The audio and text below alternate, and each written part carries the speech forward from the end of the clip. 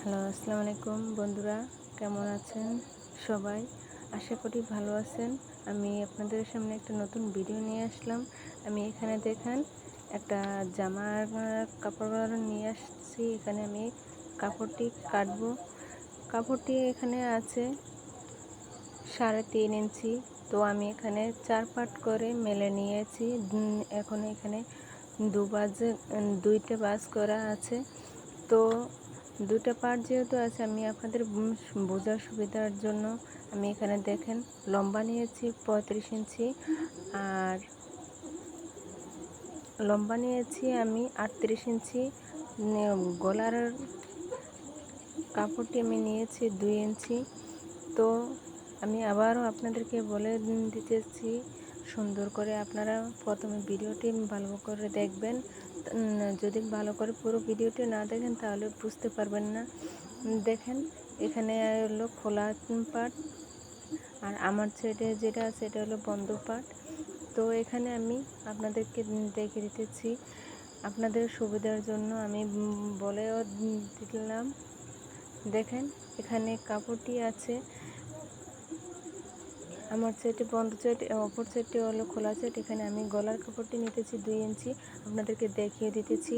আপনারা যদি দেখতে অসুবিধা হয় বা বুঝতে অসুবিধা হয়, যার জন্য আমি আপনাদেরকে দেখে দিচ্ছি। আমি 2 ইঞ্চি থেকে দাগ কেটে নিলাম, তারপর আমি শোল্ডারের জন্য 3 ইঞ্চি নিয়ে নিলাম।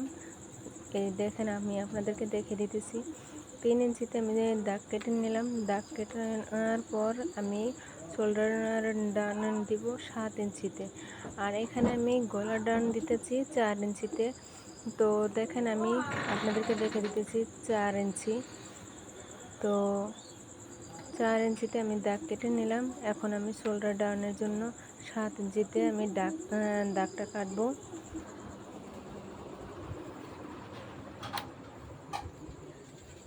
7 ইঞ্চিতে এখন আমি দাগটা কেটে নিলাম। দেখেন এখন আমি আপনাদের বোঝার সুবিধার জন্য আমি একটা পুরনো জামা নিয়ে আসব। পুরনো জামা দিয়ে আমি আপনাদেরকে সুন্দর করে বুঝিয়ে দাগটা কীভাবে মাপটা নিতে হয় বা দাগটা কাটতে হয় আমি আপনাদেরকে বুঝিয়ে দেব। দেখেন এখানে আমি বডির জন্য 8 ইঞ্চি নিলাম, আর আমি কাপড়টি সেলাই করে কাপড়টি আমি কাটবো 8 ইঞ্চিতে, সেলাই করব 7 ইঞ্চিতে। আর আমি এখানে দেখেন সম্পূর্ণভাবে সোজা করে মাপ দিয়ে দিয়ে আমি কাপড়টি দাগ কেটে নিলাম।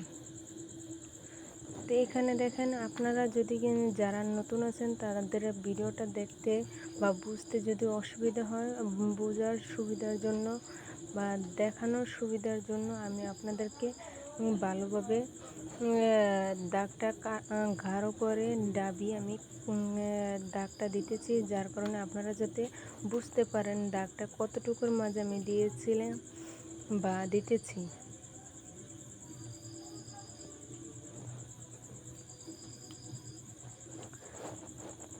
তো দেখেন আমি এখন ছোট্ট করে গলাটার জন্য আমি বক্স করে নিলাম। বক্স করার পর এখন আমি রাউন্ড দিয়ে সেলাই কাপড়টি কাটার জন্য আমি রাউন্ড দিয়ে কাপড়টি দাগ দিয়ে নিয়েছি। এখন আমি এই দাগ অনুযায়ী কাপড়টি কাটবো। তার আগে আমি আপনাদেরকে দেখাতে চাই, দেখেন এখানে আমি পুরনো একটা জামা নিয়ে নিচ্ছি, যার কারণে আপনারা যারা নতুন আছেন তাদের যাতে বুঝতে সুবিধা হয়। দেখেন আমার সাইডে বন্ধ সাইডে, অপর সাইডে খোলা সাইড, জামাটিও আছে আমার সাইডে বন্ধ সাইড, অপর সাইডে খোলা সাইড। তো দেখেন আমি এখানে জামাটা এই সাইড অনুযায়ী এখন দাগটা কেটে দিব, যার কারণে আপনাদের বোঝার সুবিধার জন্য আমি দাগটা নিলাম। এখন আপনারা ভালো করে যেন বুঝতে পারেন। তো দেখেন আমি আপনাদেরকে আবারও দেখে দিতেছি। আমি 2 ইঞ্চিতে গলার দাগ দিয়েছি, 4 ইঞ্চিতে আমি গলার ডান কাপড়টি কেটে নিলাম, আর শোল্ডারের জন্য আমি নিলাম 3 ইঞ্চি, আর শোল্ডারের জন্য নিয়েছি আমি 3 ইঞ্চি, শোল্ডার ডাউনের জন্য নিয়েছি আমি 7 ইঞ্চি। 7 ইঞ্চিতে নিয়েছি, আর বডির কাপড়টি আমি নিয়েছি 8 ইঞ্চির মাঝে আমি 7 ইঞ্চিতে আমি সেলাই দেবো। আর 1 ইঞ্চি আমার এক্সট্রা কাপড় আমি নিয়েছি। আপনারা সবাই এক্সট্রা কাপড় কিন্তু নেবেন, যাতে করে আপনাদের সেলাইয়ের জন্য কাপড়টি মুখে মুখে না থাকে। তো আবার আমি লম্বা নিয়েছি 38 ইঞ্চি, লম্বা নিয়েছি আমি 38 ইঞ্চি। আপনারা আমার দাগ অনুযায়ী বা আমার মাপ অনুযায়ী আপনারা দাগ দেবেন না, দাগ কাটবেন না। আপনারা আপনাদের কাপড় কাটবেন বা দাগ দিবেন আপনাদের মেজারমেন্ট অনুযায়ী। আপনাদের মেজারমেন্ট অনুযায়ী আপনারা দাগটি কাটবেন বা দিবেন। আর দেখেন আমি সুন্দর করে রাউন্ড দিয়ে দিতেছি, যার কারণে আমার কাপড়টিও আমার কাটার সুবিধা বা সেলাইয়ের সুবিধার জন্য আমি দিতেছি, আর আপনাদের বোঝার সুবিধার জন্য। এই দাগ অনুযায়ী এখন আমি কাপড়টি কাটবো।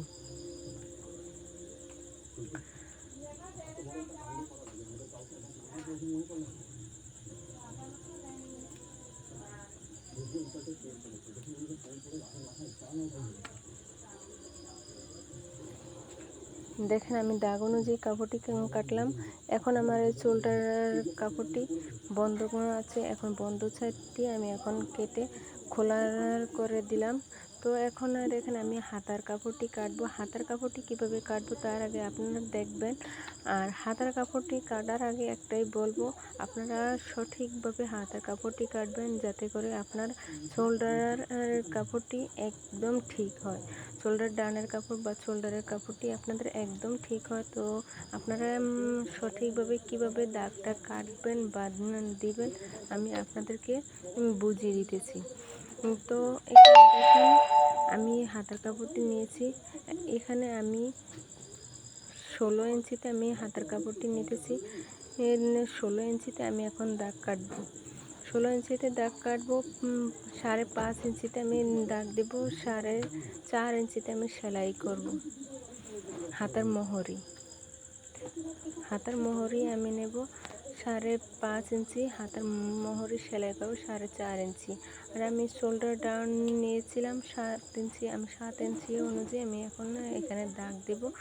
ওই দাগ অনুযায়ী এখন আমি কাটবো না। তার আগে আমি আপনাদেরকে কীভাবে সহজ একটা পদ্ধতি দেখাবো, কিভাবে কোন পদ্ধতিতে আপনারা সহজভাবে বুঝতে পারবেন বা কাটতে পারবেন। যারা নতুন আছেন আমার ভিডিওতে সবাই ভালোভাবে দেখবেন, আর আশা করি বুঝতে পারবেন, সবাই বুঝবেন। আর আপনাদের কাছে একটি অনুরোধ, আপনারা সবাই আমার ভিডিওটি বেশি বেশি করে শেয়ার করে দেবেন। আর যাদের পছন্দ হয় যার জন্য পছন্দ হয় বা দেখতে ভালো লাগে, তারা বেশি করে লাইক করবেন, কমেন্ট করবেন, শেয়ার করে দিবেন। আর আমার পরিবারের জন্য, আমার জন্য সবাই দোয়া করবেন। আর দেখেন আমি 7 ইঞ্চিতে আমি এখানে দাগ দিয়ে দিয়েছি।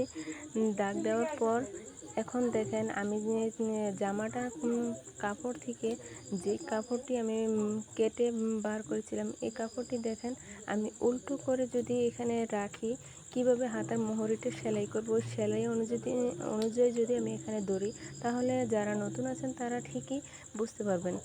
দেখেন একদম সহজেই দাগটা দিয়ে একদম সহজ অনুযায়ী কাপড়টি কাটতে পারবেন। এখানে কোনো আপনাদের বোঝার বা দাগ দেওয়ার কোনো ভুল হবে না। আমি আশা করি আপনাদের খুবই সুবিধা হবে। আর এই সুবিধাটি সবাই বুঝবেন। আর এই যে এই হাতার মোহরিটা ছিল তখন কাপড়টি জামার কাপড়টির সাথে কিভাবে, এখন আমি আপনাদেরকে দেখালাম কিভাবে আগে খেয়াল করবেন। যদি খেয়াল না করেন তাহলে বুঝতে পারবেন না। আর দেখেন আমি দাগ অনুযায়ী কাপড়টি আবার ভালো করে দাগ দিয়ে দিলাম। এখন আমি শেপ দিয়ে দেব। শেপ দেওয়ার পর আমি কাপড়টি পরবর্তীতে আমি কাটবো।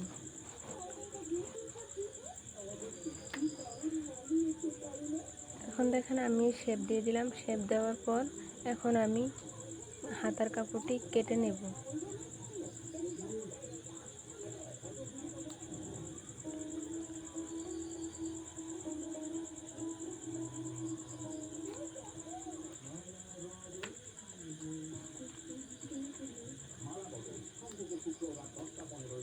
দেখেন এই যে এখানে ডাবল করে আমি সেলাইয়ের কাপড়টিও দাগ দিয়ে দিয়েছি, আর আমি যেটা এক্সট্রা কাপড় নিয়েছি ওই এক্সট্রা কাপড়টিও আমি দাগ দিয়ে দিচ্ছি।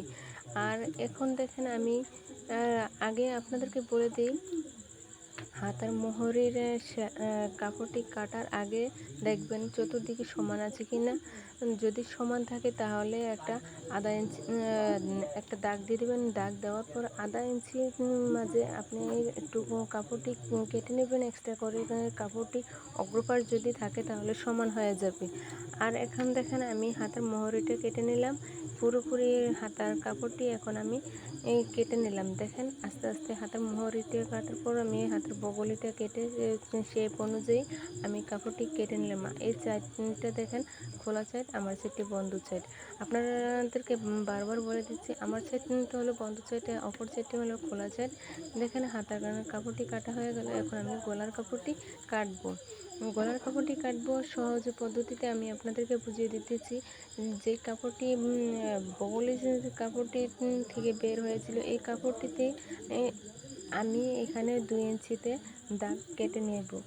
2 ইঞ্চি অনুযায়ী আমি দাগ দিয়ে দাগটা দিয়ে তারপরে কাপড়টি কাটবো। দেখেন কিভাবে আমি দাগটা দিয়ে শেপ দিয়ে দিচ্ছি। অনেকেই বোঝেন গলার কাপড়টি লাগে ঠিক আছে, কিন্তু অনেকের কাপড়টি খুব সুন্দর করে শেপ দেওয়া হয় না।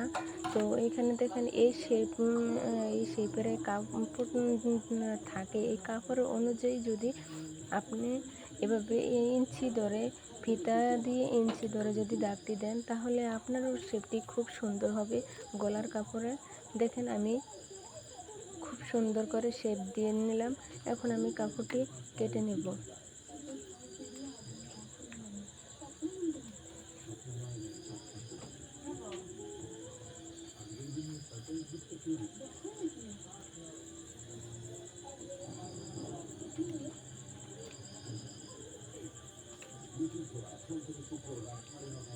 দেখেন আমার গলার কাপড়টি খুব সুন্দর করে আমি শেপ অনুযায়ী কেটে নিলাম। আমার কাটা হয়ে গেল।